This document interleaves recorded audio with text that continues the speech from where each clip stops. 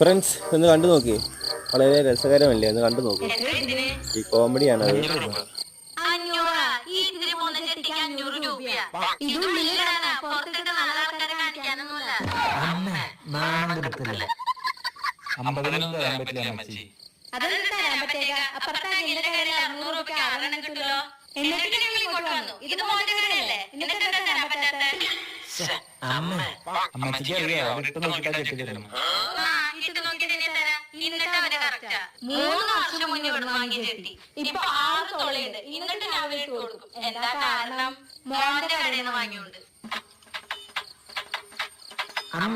ഒരു കാര്യം നിങ്ങൾ ഇത് വെച്ചോ, വില കുറച്ച് ഉദ്ദേശിച്ചല്ലോ.